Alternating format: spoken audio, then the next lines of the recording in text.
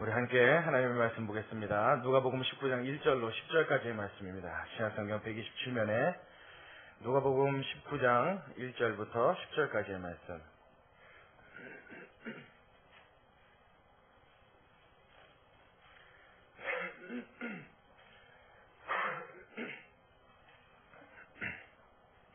누가복음 19장 1절부터 10절까지의 말씀.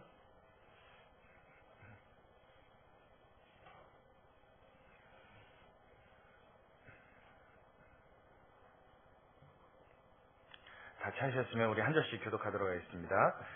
예수께서 여리고로 들어 지나가시더라.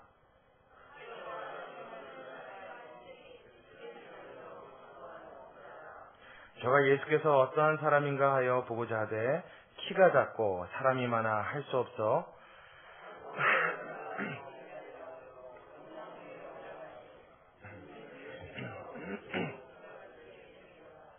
예수께서 그곳에 이르사 우러러 보시고 이르시되 삭개오야 속히 내려오라. 내가 오늘 내 집에 유하여야 하겠다 하시니 뭇 사람이 보고 수군거려 가로되 저가 죄인의 집에 유하러 들어갔도다 하더라.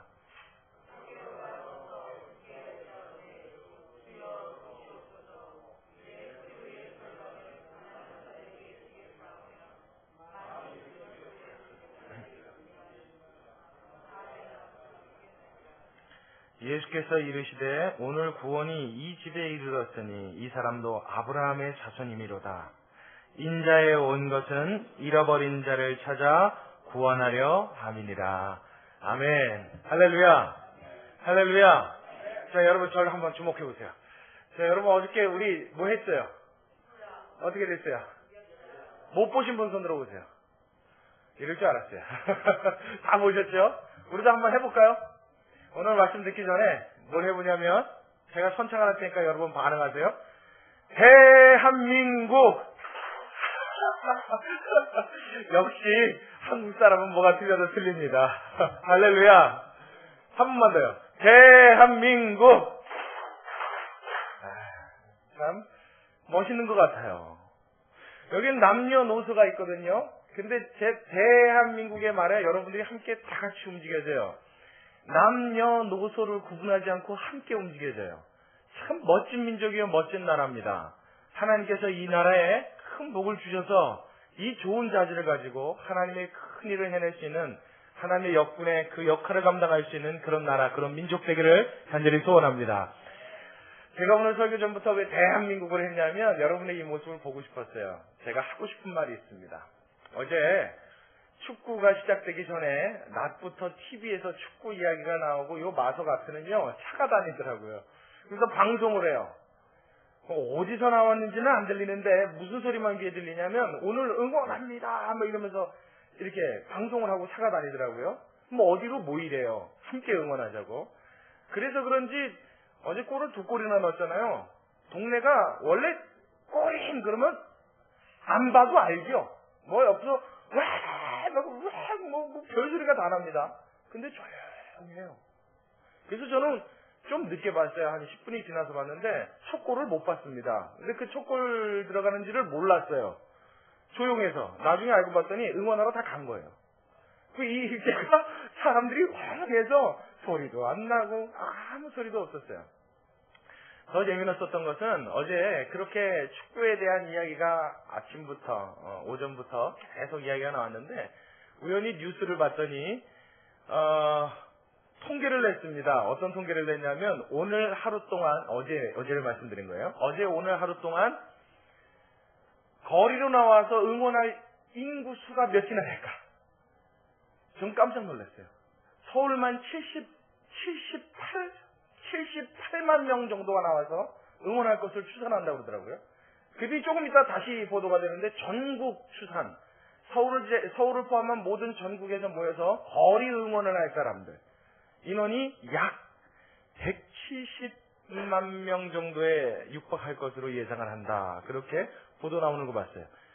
어제 비도 왔는데 게다가 우리나라에서 경기해요? 저기서 하잖아요. 아프리카. 그죠? 그 여기서 응원하면 들립니까? 응원하는지도 모를 거예요. 물론이야, 뭐, 마음으로는 알겠지만, 몇시 모여서 어떻게 응원하는지 보겠습니까? 몰라요. 비 오는 날에, 8시 30분부터 있는 경기를 오후 2시부터 시청에 또 저기 어딥니까? 저 강남 쪽에 사람들이 모여서 자리를 맡아서 응원하는데 바리바리 먹고 싸웠어요. 하루 종일 먹으면서 기다리려고. 그 비 오는 날 빨간 우기들 입고 앉아서 그 모습을 보는데 제가 웃음이 다 나오더라고요. 얼마나 열정적인지, 얼마나 대단한지, 얼마나 뭉치는 힘이 강한지. 그 모습을 봤을 때 작은 공 하나로 그 네트망 안에다 집어넣는 그 경기, 그 단순한 경기 하나를 놓고 이 온 국민이 마음을 합쳐 이렇게 큰 규모로 움직여질 수 있는 단합력과 협동심이 있다면 여러분, 이 나라는 마음만 하나로 합치면, 힘만 하나로 뭉치면 못 해낼 일이 없는 저력 있고 강인한 민족이요, 나라임이 틀림없는 줄로 믿습니다. 할렐루야. 참 멋있지 않습니까? 대단하지 않아요? 웃음이 다 나오더라고요. 그것도 아프리카에서 하는 경기에 들리지도 않고 비 오는 날에 우비까지 입고 오후부터 점심을 굶어가며 도시락을 싸와가며 그 열정적인 응원을 하기 위해서 모이는 그 사람들. 상암 그 월드컵 경기장에는 이미 뭐 오후 4시부터 입장을 시작해 주는데 오후 4시가 돼서 가봤더니 줄이 100m가 넘게 서 있더래요. 어마어마한 사람들의 열정입니다. 이 하나로 뭉치는 힘, 단결력, 단합심, 세계 어느 민족도 따라올 수 없는 막강한 힘이요, 막강한 국민정신인 줄로 저는 분명히 믿어요. 그런데 참 그런 면에서 보자면 우리나라가 대단하고 실력 있고 능력 있는 민족인 것만은 분명한데, 참 무엇이든지 할 수 있는 가능성 있는 저력 있는 민족인 것만은 분명한데, 이 나라에 올바로 된 지도자를 제대로 만날 수가 없어서 이 좋은 민족이, 이 좋은 백성들이, 이 좋은 국민이 제대로 이끌어줄 수 있는 지도자를 만나는 복이 없어서, 지도자 복이 없어서 전쟁을 겪은 1950년대 이후에 우리나라는 경제적으로는 급성장을 했을지 모르지만 온갖 부정과 부패와 말로 표현할 수 없는 범죄가 속속 곳곳에서 난무하는 그런 아주 부정적인 요소를 많이 갖는 그러한 나라가 되어 있는 것이 사실입니다. 우리나라의 국민성을 보면 과거에 동방예의지국이다. 예의에 대하여, 또 사람에 대하여, 인륜에 대하여, 도덕에 대하여 얼마나 철저하고 얼마나 스스로를 자제할 줄 아는 그런 멋있는 민족이었는지 몰라요. 남을 배려할 줄 알고. 우리나라가 동방예의지국이라는 별명을 붙은 것은 우리 스스로가 붙인 게 아니죠. 서양인들이 보기에 우리처럼 예의 바른 민족이 없다 해서 붙여준 별명입니다. 그럼에도 불구하고 현재는 어떻게 해요? 이기주의가 팽배되어 있고, 이 나라가 그렇게 단결력이 좋고 단합심이 좋음에도 불구하고 이익이라는 이 두 글자 앞에서만큼은, 나 개인이라는 이 두 글자 앞에서만큼은 이 모든 국민성이 다 무너지고 마는 것이 우리가 현재 보고 있는 이 나라 이 민족의 현실입니다. 여러분, 사실이라고 인정하십니까? 참 가슴 아픈 사실이에요. 이 나라 이 민족의 그런 모습들을 이렇게 살펴보면 여러분 어떤 생각이 들어요? 이거 좀 어떤 계굴에서 이 민족이 한번 확 좀 변화되고 뒤바뀌어지는, 한번 이게 확 뒤집어지는 그런 일도 좀 있으면 좋겠다 하는 생각도 가끔 여러분 하십니까?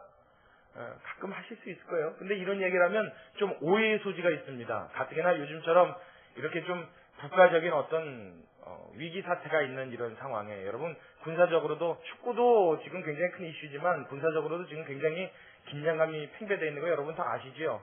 어제는 북한에서 도발성 발언을 또 했어요. 뭐 서울을 불바다로 만들겠다 하는 발언을 뭐 16년 만에 서울 불바다설, 또 뭐 신문에 이야기가 났더라고요. 굉장히 지금 긴박하고 촉박한 그런 상황에 놓여 있는 것 같습니다. 불안하기가 이를 데가 없어요.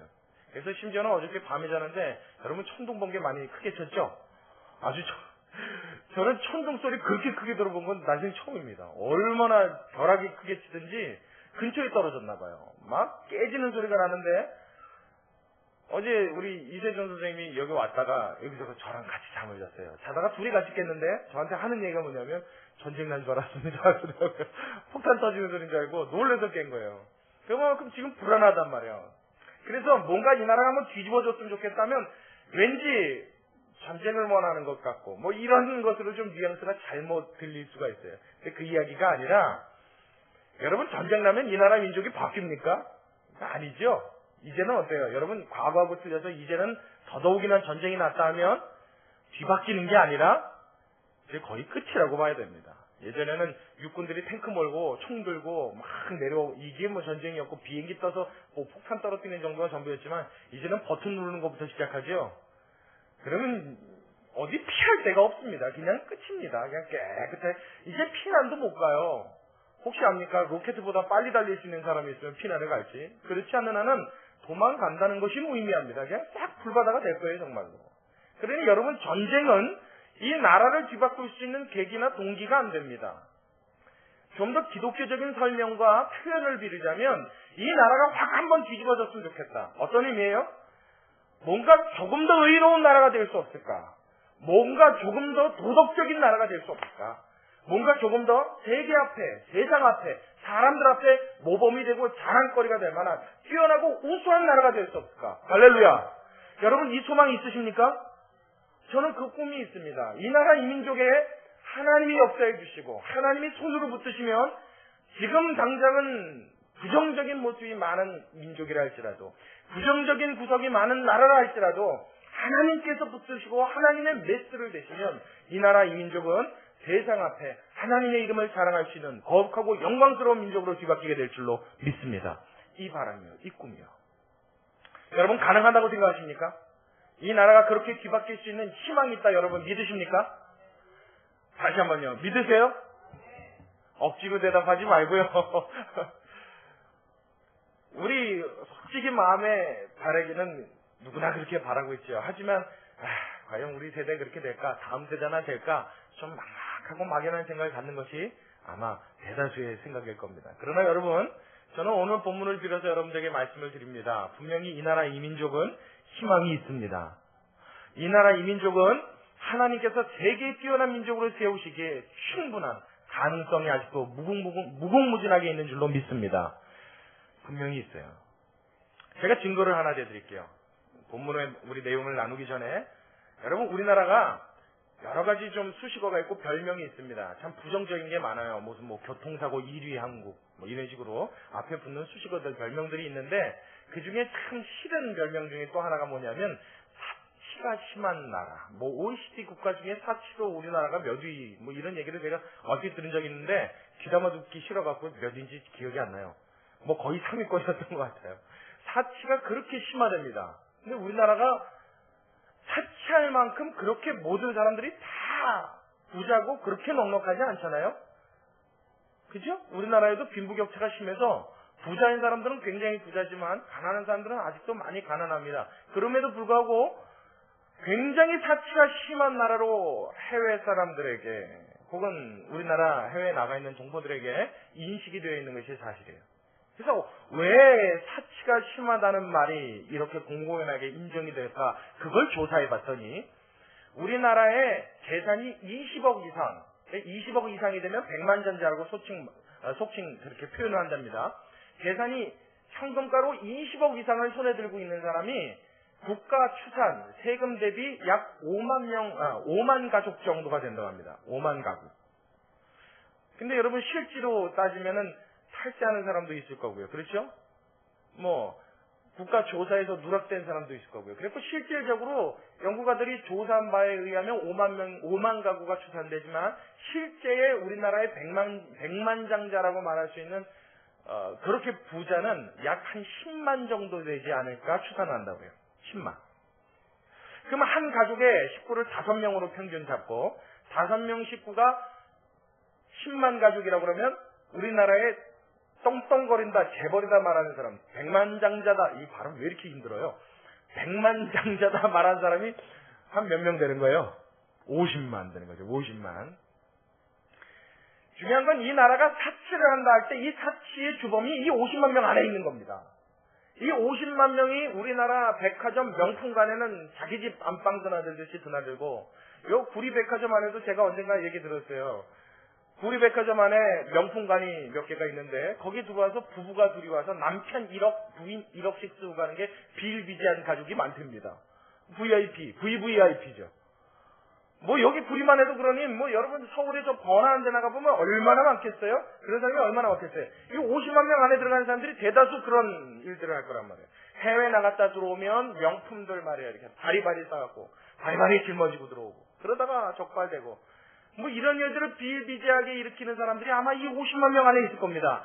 50만 명이 일으키는 소비로 인하여 이 나라에 어떤 별명이 붙어버렸어요?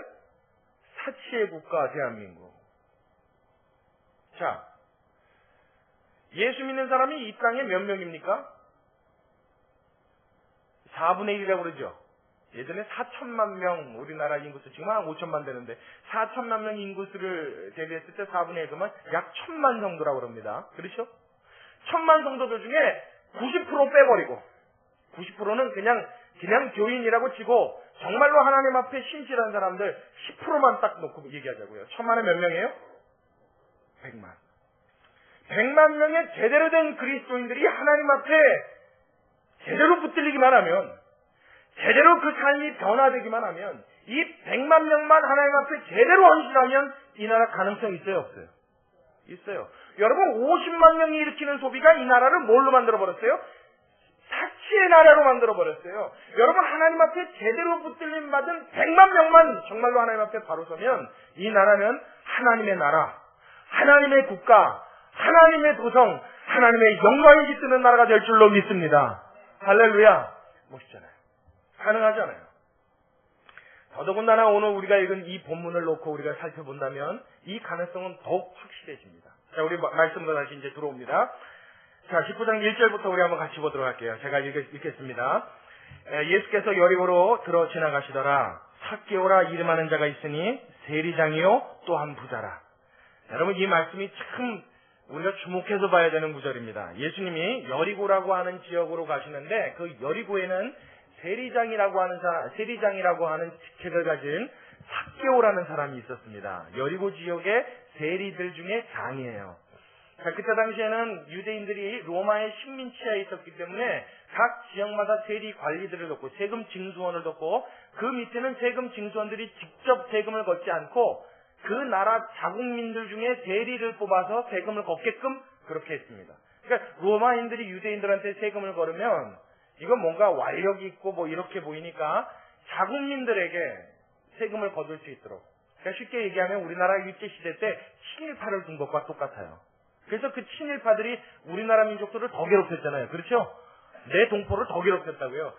그 역할을 감당했던 사람이 유대 나라에는 누구냐면 세리들입니다. 그 세리들 중에서도 능력이 탁월하고 세금을 잘 걷어들이고 많이 걷어들이고 뭔가 특출난 사람들을 뽑아서 그 중에 팀장을 세우는데 그 사람이 바로 세리장이에요. 오늘 삭개오라고 하는 인물은 그 직책이 뭐였다고요? 세리장. 그래, 여러분 얼마나 악독한 사람이었는지 대충 감이 오시죠? 로마에 인정받을 정도로 유대인들에게 세금을 잘 걷어들인 사람입니다. 잘 걷어들였다는 말이 여러분 표현이 좀 좋아서 잘 걷어들인 거지 순 날강도입니다. 강도를 말하는 강도. 그때 당시엔 세리장들이요 임의로 세금의 액수를 정할 수 있는 어느 여지를 두었다고 해요. 그래서 세리들이 세금을 거둘 때 원래 로마법에 정해져 있는 세금 이외에도 추가분을 더 거뒀다고 합니다. 왜냐하면 그것은 어떻게 해야 돼요? 자기 호주머니에 넣어야 되기 때문에 자기 이익을 위해서 더 걷어들인 거예요. 근데 그런 공적들이 굉장히 훌륭하다 하는 사람 중에 대표로 꼽힐 수 있는 사람, 그 사람이 바로 세리장이니까 이 삭개오라는 사람은 그 주변 사람들, 같은 동족들에게 있어서 함부로 얼굴 내놓고 다니기가 어려운 사람이 분명하죠. 얼마나 악독하다고 인정이 되어지고 얼마나 미운 털로 인식이 됐겠어요. 이 세리장 삭개오가 떴다 그러면 동네 사람들이 로마를 등에 업고 있어서 어떻게 못할 뿐이지 그냥 뒤에서마다 볼 때마다 사람들이 뭐라 그래요? 저거 어떻게 하면 내가 좀 요절을 낼까? 언젠가 저놈 잘못되면 내가 그런 줄 알아. 사람들마다 입에 담을 수 있을 만큼 굉장히 평판이 좋지 않은, 굉장히 사람들의 공격이 대상이 되는 그런 인물. 바로 그 사람이 오늘 본문에 등장하는 삭개오란 말이에요. 그 말의 표현을 지금 2절에 뭐라 그래요? 삭개오라 이름하는 자가 있었으니 세리장이요 또한 부자라. 그 사람이 부자가 된 것은 다 누구의 돈이에요? 자기 동족의 돈입니다. 얼마나 돈에 혈안이 되어 있는 사람인지 알겠죠? 얼마나 눈이 뒤집혀 있는 사람인지 이 한 구절에서 벌써 표가 납니다. 자, 3절로 갈게요.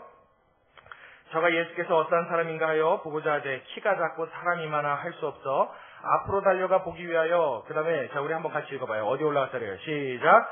뽕나무에 올라가니 이는 예수께서 그리로 지나가시게 됨이더라. 자, 이제 저기 보세요. 이 삭개오라 하는 사람이 있었는데 그때 당시엔 여러분 뉴스나 신문이나 이런 보도가 없으니까요.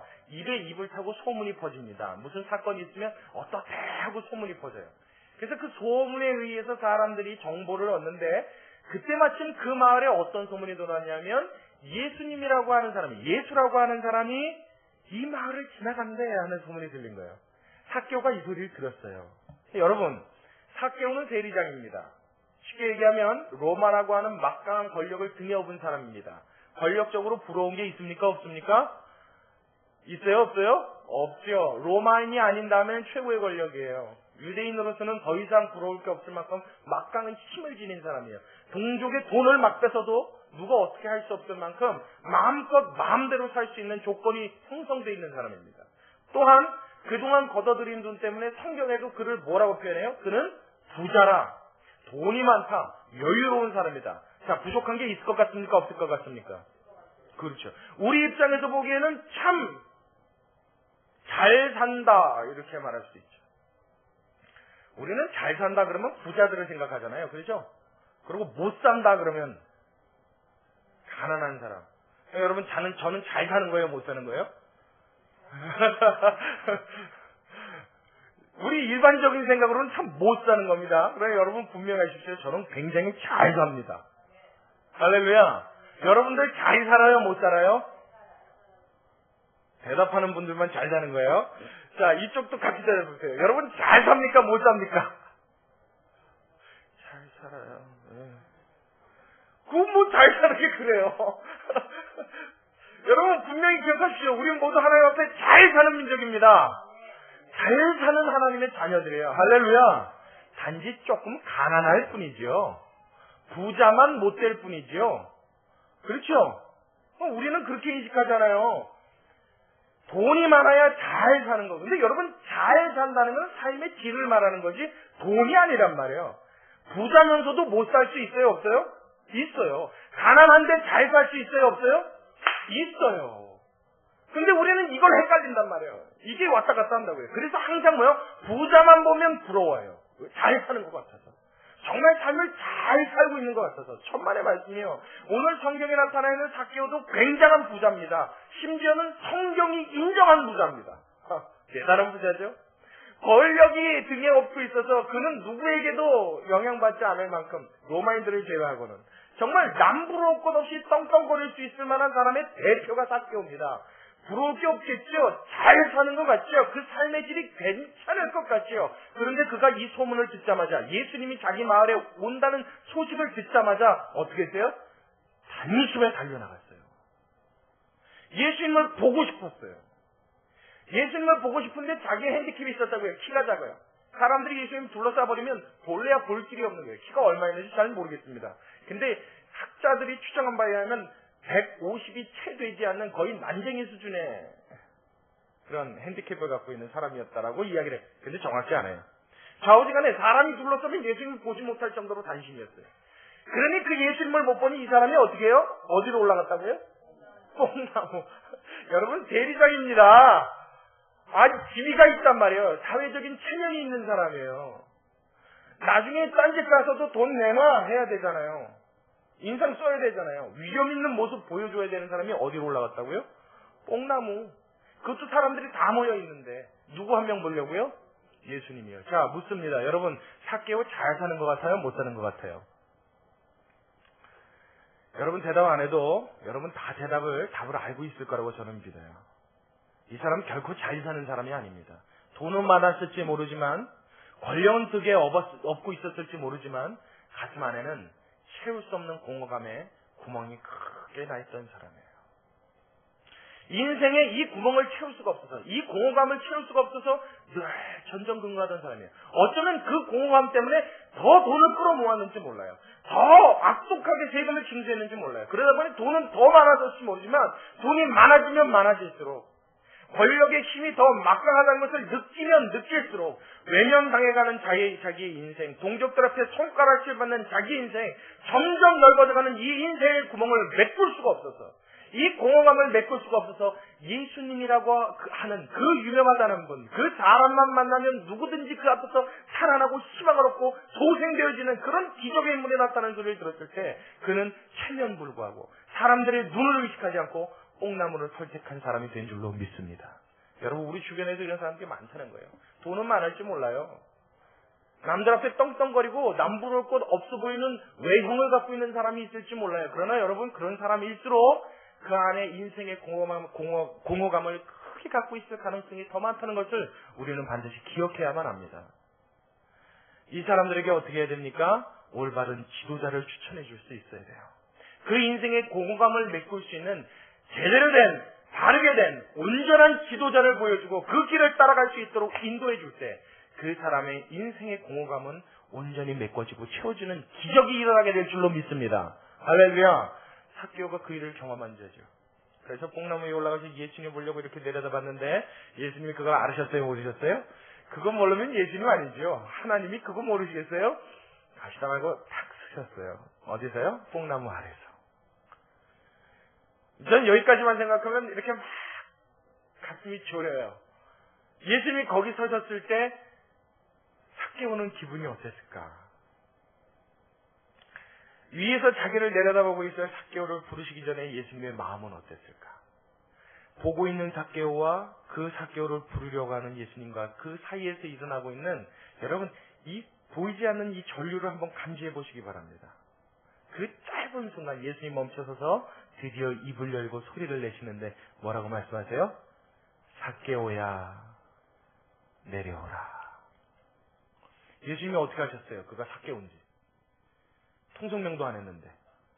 삭개오가 그냥 뚝 뽕나무에 올라가서 조용히 아무도 모르게 위에서 밑을 내려다봤는데, 더군다나 여러분, 사람이 위에 있는 물건을 가시 범위 내에 발견할 수 있습니까? 사람의 눈은요, 볼 수 있는 시야의 이 공간이 아래쪽으로 그 각도가 넓습니다. 시야의 그 간격이요. 위쪽으로는 거의 90도에서 약간 100도, 110도 이상은 못 본다고 그래요. 그래서 사람이 길을 지나가다가 바닥에 동전 떨어져 있는 건 잘 봐요. 그렇죠? 돈 떨어져 있는 건 잘 보이잖아요. 그런데 위에서 못 떨어지는 건 못 봅니다. 그래서 가끔 가다가 화분 같은 거 떨어지면 맞아서 사고 당하는 사람도 있고, 그죠? 그 돌멩이 떨어지면 맞고요. 낙석주 있어야 되는 거 그것 때문에요. 사람의 가시거리가요, 이 눈 높이의 100도, 110도 이상으로는 올라가지 않는다고 그래요. 아래만 보여요. 예수님도 만약 평범한 사람이었다면 절대 삭개오 발견 못했을 거예요. 근데 하나님이신 그분은 지금 누군가가 뽕나무 위에서 자기를 주시하고 있는 것을 아셨을 뿐만 아니라 그의 이름이 삭개오인 것도 아셨어요. 할렐루야! 여러분, 여기에 감격하셔야 돼요. 누군가가 자기를 주시하고 있고 자기를 보고 싶어 한다는 것을 알고 있으실 뿐만 아니라, 잘 들으세요, 그 사람의 이름이 삭개오인 것도 알고 계셨습니다. 이걸 왜 우리가 감격스럽게 받아들이냐면, 여러분, 2010년 오늘 며칠이에요? 6월 13일, 그렇죠? 2010년 6월 13일 분이의 교회 2층 이 좁은 곳, 별로 모이지 않는 이 적은 인원 중에 하나님 앞에 나의 모습 드리고 싶고 그 음성 듣고 싶고 하나님과 만나고 싶어 모여있는 우리들을 하나님은 아십니다. 뿐만 아니라 그 예배 드리고 있고 그 모여서 그 마음을 내놓고 있는 우리의 이름이 무엇인지도 하나님은 정확히 꿰뚫어 보고 아시는 줄로 믿으시기 바랍니다. 그 사람을 정확하게 보고 계신다. 삭개오를 아시는 예수님은 오늘날요 예배 드리고 있는 우리를 아시는 거예요. 나를 아시는 거예요. 예수님이 뽕나무 아래에 서서 부르셨어요. 삭개오야, 내려오라. 삭개오 기분이 어땠을까요? 심장이 어땠을까요? 저는 가끔 예전에 그렇게 기도한 적도 있어요. 만약 예수님 저한테 나타나시겠거든, 삭개오처럼 이렇게 갑자기 부르진 말아주십시오. 제가 이렇게 기도한 적이 있어요. 왜냐하면 저 같으면 심장마비 걸려서 죽을 것 같아요. 조금 예수님 시동 걸어주시고요. 나 쳐다보고 있는 너 안다. 이게 몇 마디 해주시고 그 다음에 저를 부르셔야지. 오시는 줄도 몰랐는데 갑자기 근호의 악으로 절 불러주시면 하나님 저는 죽습니다. 제가 그렇게 이야기한 적이 있어요. 이 여러분 삭개오 가슴이 어땠을 것 같아요? 막 터질 듯한 가슴, 이 멈출 것 같은 심장. 그 예수님이 그 음성을 듣고 삭개오가 어떻게 해요? 불이 나게 내려왔죠? 내려오자마자 예수님이 말씀하십니다. 자, 다시 본문으로 넘어가세요. 자, 5절부터 우리 같이 봅니다. 예수께서 그곳에 이르사 우러러보시고 이르시되 삭개오야 속히 내려오라. 내가 오늘 내 집에 유하여야 하겠다 하시니 급히 내려와. 그 다음에 뭐라 그래요? 즐거워하며 영접하거늘. 삭개오의 가슴이 얼마나 터질 듯이 기뻤나 몰라요. 지금 6절에요. 급히 내려와. 그의 마음을 이렇게 묘사하는 거예요. 급히 내려와. 즐거워하며. 예수님을 데리고 갔다. 아니요. 영접하더니. 그냥 막 쌍수를 들고 화면에서 예수님을 모신 겁니다. 여러분 그려지지요? 그려지시죠? 자, 7절에 갔더니 드디어는 무사람이 보고 수군거려 가로되 저가 죄인의 집에 유하러 들어갔도다 하더라. 옆에 주변에 보고 있던 사람들이 예수님을 보고 질시하고 미워하고 시기심을 보였어요. 왜 그러냐면 저 정말 당장 급사를 맞아서 죽어도 시원찮을 저 삭개오가 그냥 요절이 나도 시원찮을 저 삭개오가 우리의 영웅으로 추대되고 있고 가장 인기인인, 그렇죠. 그때 당시 예수님 최고 인기인 아닙니까? 저 유명하신 예수님에게 지목을 받아서 그것도 지목받을 뿐만 아니라 예수님이 오늘 밤 저 집에 가서 저녁 식사를 하신다니 막 속에서 불이 붙는 것 같았어요. 그래서 수군거리고 막 질시하고 미워했어요. 그래서 뭐라 그래요? 저가 어디에 들어간다? 죄인의 집에 들어간다.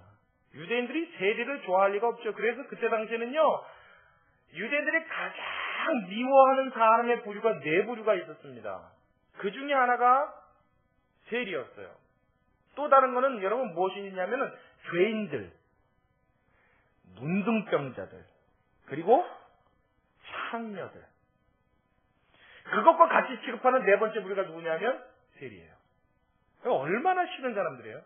이 세 부류를 왜 싫어하냐면 다 죄와 관련되어 있기 때문에요. 창녀들은 여러분 그 생활 삶 자체가 죄지요. 문둥병자는 왜 미워하냐면 그 문둥병은 그때 당시에 조상들로부터 대대로 내려오는 그 죄가 그 사람에게 가서 엄청난 죄로 인하여 터져서 병이 된 것이 문둥병이다 이렇게 인식했어요. 그러니까 그 병이 걸렸다는 것 자체는 뭐예요? 그 사람은 죄인이다 이렇게 인식됐어요. 그리고 또 한 사람은 죄인. 다 같은 부류라고 인식을 했죠. 그 중에 끼는 사람이 누구냐면 세리란 말이에요. 세리 그 직업 자체가 죄라는 거예요. 이 싫은 사람 부류의 대표격인 세리, 그것도 세리 장의 집에 예수님이 간다니 사람들의 마음이 얼마나 이게 막 복창이 터졌겠습니까? 저런 일이 있어. 저 있을 수도 없는. 뭐 그 반응 여러분 보는 듯이 훤하죠. 우리 주변에도 이런 일이 있다 그러면 우리 반응이 어떨지 뻔하죠. 벌써 교회 안에서도요, 예수 믿는 사람들도 고운 얘기 잘 안 합니다. 이런 상황에서는. 좀 교회 좀 나오더니, 잘났어. 뭐 이런 소리요. 교회들마다 그런 거 얼마나 많아요. 여전도에 가면 아름답고 예쁜 이야기가 많아요. 참, 그런 이야기가 많아요. 제가 길게 안 할게요. 여러분들 다 아시니까 길게 안 할게요.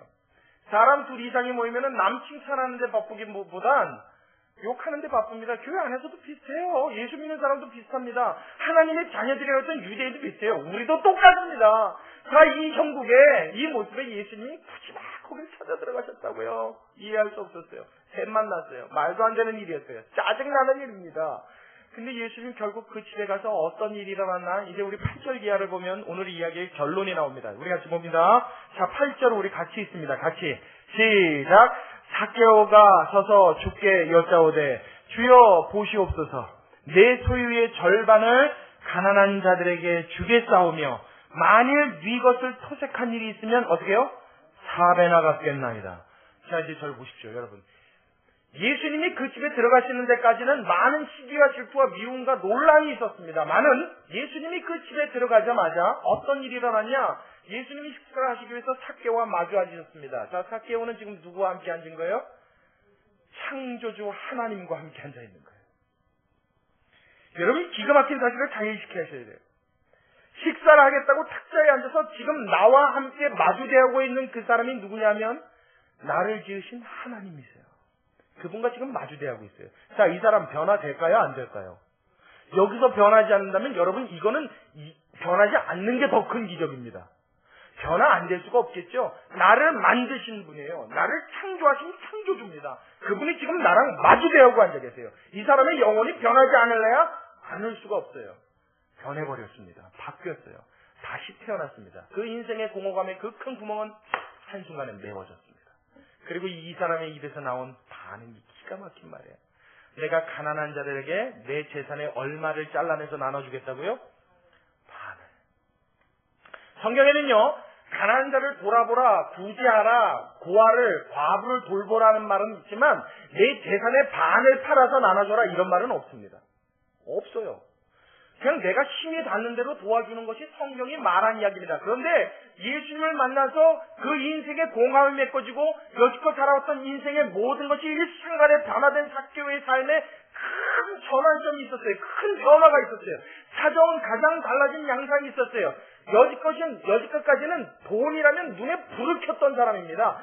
공족이고 뭐고 없었어요. 내 핏줄이라고 해도 어떻게든지 내 주머니를 채우는 거에는 목숨을 걸었던 삭개오가 예수님을 만나 그 인생이 바뀌고 나니까 그렇게 목숨 걸었던 돈을 어떻게 해요? 반이나 잘라서 내보내주겠다는 거예요.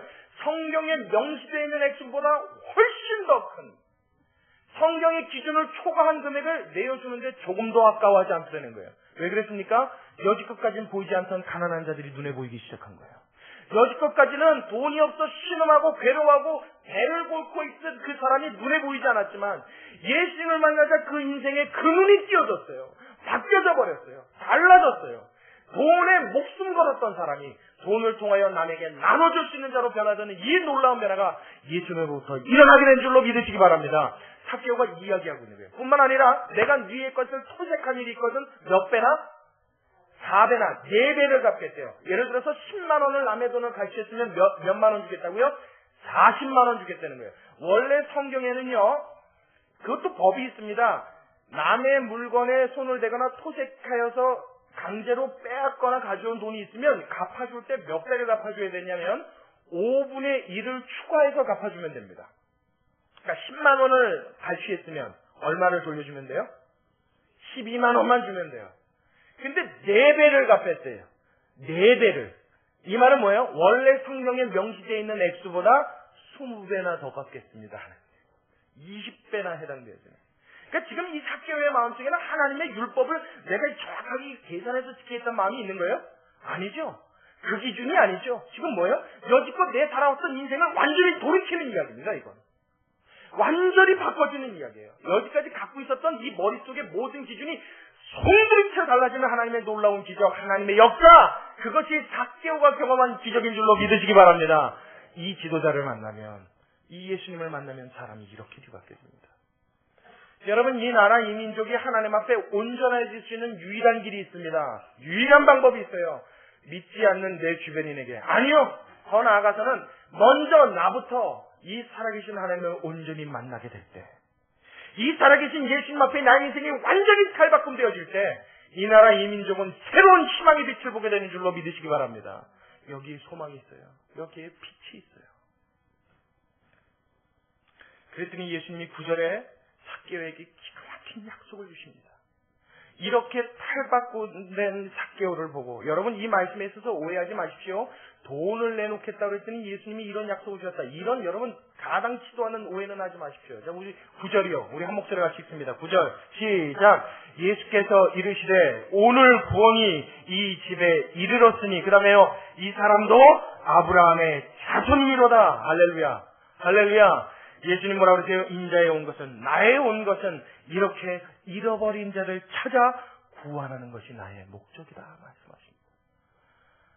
여러분, 드디어 예수님의 입에서 무슨 말씀이 나왔어요? 구원에 대한 이야기가 나왔어요. 여지껏까지는 예수님이 구원의 이야기를 했는지 안 했는지 모릅니다. 성경에 명시 안 해놨어요. 그런데 삭개오가 자기 재산의 반을 팔아 가난한 자를 주겠으며, 내가 위에 것을 뺏은 일이 있거든. 하나님, 내가 이제는 내 그 뺏은 액수에 4배나 받겠나이다. 나의 모든 과거의 잘못과 부조리들을 주님 나는 후회합니다. 이 소리예요. 그 말은 뭡니까? 이 사람이요? 변해버렸다는 걸 증명하는 거죠. 완전히 다른 사람이 된 거예요. 그 다른 사람이 된 삭개오를 예수님이 보시고는 뭐라고 말씀하셨어요? 그래, 이제 됐다. 내가 누구의 자손이 되었다? 아브라함의 자손이 되었다. 하나님의 자녀가 되었다. 너는 이제 구원받은 백성이 되었다. 오늘날 이 집에 구원이 이르렀느니라. 할렐루야! 할렐루야! 이것이 우리가 전도하는 이유인 줄로 믿으시기 바랍니다. 너무나 멋있고 기가 막히지 않습니까? 이건 한편의 드라마입니다, 여러분. 이거보다 더 기가 막힌 드라마는 없는 것 같아요. 어제 축구도 참 드라마 같았죠? 후반전 7분 만에 넣은 박지성의 골은 여러분 대한민국 건국 이래의 가장 멋진 축구의 슛인 것 같았어요. 정말로 그렇게 멋있게 두 명을 제쳐가면서 사이로 다 보셨죠? 저만 본 거 아니죠? 두 명을 탁 제끼더니 혼자 단독 질주해서 나중에 골키퍼까지 속이면서 탁 집어넣을 때 여러분 이건 드라마라고 얘기하죠. 그래서 축구를 우리 뭐라 그래요? 각본 없는 드라마 그렇게 이야기하잖아요. 여러분 이거는 비교도 안 돼요. 게임도 안 됩니다. 진정한 드라마는 여기에 있습니다. 사람의 인생을 바꿔놓는 드라마가 성경에 있습니다. 사람의 인생을 완전히 손들이채 뻘째 뽑아서 뒤엎어놓을 수 있는 하나님의 능력이 이곳에 있는 줄로 믿으시기 바랍니다. 오직 복음만이 가능해요. 오직 예수 그리스도만이 가능해요. 여러분 예수님을 전하는 데 있어서 이 마음을 가지고 이 심정을 갖고 전하시기 바랍니다. 그 영혼이 하나님 앞에 온전케 되기 위한 열망을 가지고 여러분 입에 하나님의 이름을 담아 복음의 이름을 담아 전하시면 그 영혼이 이와 같은 기적을 경험하게 되는 줄로 믿으시기 바랍니다. 할렐루야! 할렐루야! 여러분 이 드라마에 2부가 있어요. 오늘 성경에는 나오지 않지만 이 삭개오의 이야기에는 2부가 있다고요. 성경이 등장하지 않아요. 그럼에도 우리는 이 성경의 이 내용의 2부를 알 수 있어요. 그게 무슨 이야기냐면 여러분 예수님이 그러고 나서 가셨겠죠. 삭개오는 이제 혼자 남았습니다. 여러분 삭개오의 인생에 변화가 있었을까요? 없었을까요? 여러분 만군의 주이신 하나님 앞에 창조주 하나님 앞에 한 약속입니다. 그가 지켰을까요? 안 지켰을까요? 지켰죠? 생각해 보십시오. 상상해 보세요. 예수님 가시고 난 다음에 그 다음날 아침부터 일찍 일어나 자신의 통장에서 돈을 꺼내기 시작하는 삭개오 한번 상상해 보시라고요. 뭐 지금처럼 통장은 없었겠지만 금고에서 돈 꺼내고 있는 삭개오를 한번 상상해 보세요. 그리고 들고 나갑니다. 들고 나가서 집집마다 가가호 방문해요. 처음에 문을 두드릴 때는 다들 살쭉한 얼굴로 그를 째려봤겠죠. 또 얼마를 뜯으러 와서 저 왼수 같은 인간 속으로 그랬겠죠. 그런 사람들에게 찾아가서 선한 눈빛과 웃는 인상으로 그리고 미안한 눈물을 머금은 그 삭개오가 내가 여지껏 미쳤었습니다. 내가 여지껏 당신의 가난함과 힘든 형편을 내가 무지한 마음으로 알지 못하고 이렇게 몹쓸 짓을 했으니 나를 용서해 주시기 바랍니다. 이것은 여지껏 당신의 돈을 차쳐냈습니다. 이것의 4배를 갖고 왔으니 받으십시오. 저의 마음입니다. 제가 달라졌습니다. 이제 다시는 당신을 공경에 처하지 않게 하겠습니다. 여지껏 미안했습니다. 여러분 여리고 일대에 일어날 때 파장을 한번 생각해 보십시오. 어떤 일이 일어났겠어요? 삭개오가? 그렇죠. 삭개오가 미쳤다. 미쳐도 이만저만 미쳤어요? 저선 아니 뺏어간 것만 주면 되지 또 미안하게 4배는 어휴 참나 뭐 고맙긴 한데 뭐 어이구 여러분 난리 났겠죠? 뭐 집집마다 그 사람에게 안 당한 사람이 없는데요. 사람마다 모이면 뭐가 이슈가 됐겠어요? 삭개오가 이슈가 됐어요. 사람의 입에서 나오는 그날 하루 종일의 이야기는 아니요. 앞으로 한참 동안 이야기할 겁니다. 무엇이 이슈가 됐겠어요? 삭개오의 변화된 사건이 이슈가 됐어요. 도대체 이유가 뭐냐는 거예요. 저 사람 왜 저러냐는 거예요. 야! 저 사람이 바뀐 이유는 그날 뽕나무에서 예수님 만나고 집에 가 식사하고 난 다음날 아니냐?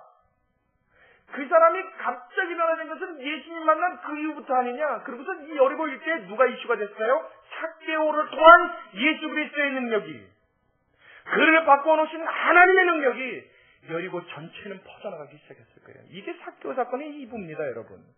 여러분, 우리의 삶에도 이와 같은 2부가 있어야 될 줄로 믿습니다. 우리의 삶에도 이와 같은 변화가 있어야 됩니다.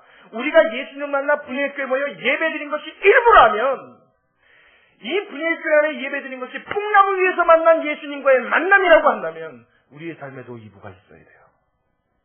어떻게 해요? 예수님 만난 나의 인생이 변하기 시작합니다. 달라지는 거예요. 웃지 않았던 내가 웃기 시작하는 거예요. 할렐루야! 여러분 이거 얼마나 중요한지 알아요? 인상 쓰던 내가 환한 미소로 바뀌어나가는 거예요. 불평하고 불만하던 내가 감사하고 기뻐하기 시작하는 거예요. 늘 투쟁과 분쟁과 다툼이 있던 내가 화합하고 끌어안고 용서하는 일이 일어나기 시작하는 거예요. 여러분 이런 일들이 있을 때 내가 믿는 예수 그리스도가 이 땅에 이슈가 되며 믿지 않는 자들에게 전할 수 있는 활로가 열리게 됨을 믿으시기 바랍니다. 이걸 우리가 기억해야 돼요. 우리의 삶에 이와 같은 이부가 있다면 여러분 더 나아가서는 이 나라 이 민족 전체 이와 같은 하나님의 기적이 나에게 일어난 것처럼 똑같이 일어나게 될 줄로 우리는 믿습니다. 여러분 이 나라 이 민족을 사랑하십니까? 내가 대한민국 국민으로서 이 민족이 하나님 앞에 온전케 됨을 여러분 바라십니까? 그래서 이 나라가 정말 세계의 으뜸으로 우뚝 서서 그 누구에게도 영적으로나 실력으로나 어느 면에서도 뒤지 않는 막강한 대한민국 한국이 되길 원하십니까? 그런 마음 없다고요? 그러면 여러분 어저께 왜 응원했어요? 여러분 그런 마음 없는 사람 없어요. 애국심 없는 사람 없습니다. 에휴, 평상시에는 나라의 위정자들, 정치인들 생각하면 이 나라에 그냥 전쟁이나 확 났으면 좋겠다 이렇게 말하는 사람도 실제로 많이 봤어요. 근데 그 사람들요 축구하는 거 보면요 제일 앞에서 응원하더라고요. 나라 사랑하는 마음 없으면 그거 왜 이기랍니까? 이기든지 말든지 그러지. 여러분 대한민국이가 사랑하는 거 아니에요? 이 나라의 민족 바꾸고 싶은 마음이 있으시다면 이 나라의 민족이 정말로 나를 포함하여 모든 민족이 하나님 앞에 온전한 백성으로 서기 원하신다면 그래서 살기 좋은 나라 정말로 잘 사는 나라 거기다 하나 더 보태서 부자 나라 뭐든지 세계 앞에서 내놓을 수 있는 당당하고 멋있는 나라 되기 원하는 꿈이 있으시다면 여러분 이 삭개오가 만난 것처럼 예수님 만난 일이 나의 삶에 먼저 일어나고 삭개오가 변화되었던 같은 그 삶의 이부가 저와 여러분의 삶에도 동일하게 일어날 때 모든 민족에게 이 그리스도의 복음을 막히지 않고 전하게 되는 줄로 전파되게 되는 줄로 믿으시기 바랍니다. 이 꿈과 소원을 품고 하나님 앞에서 오늘도 매신하며 살아갈 수 있는 저와 여러분의 인생 여정이 되시기를 주님의 이름으로 축원합니다. 기도하겠습니다. 고맙고 감사하신 아버지 하나님 주님의 은혜와 사랑을 감사드립니다.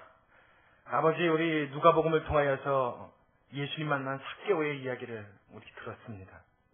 주님 그저 키 작아서 뽕나무에 올라갔다 예수님 만나고 밥 먹고 그가 변화됐다. 우리 참 단순하게 알고 있었는데 하나님 이 이야기 안에는 이 사건 안에는 이 놀라운 폭발력이 숨어 있음을 하나님 오늘 우리 함께 나눔으로써 느꼈습니다.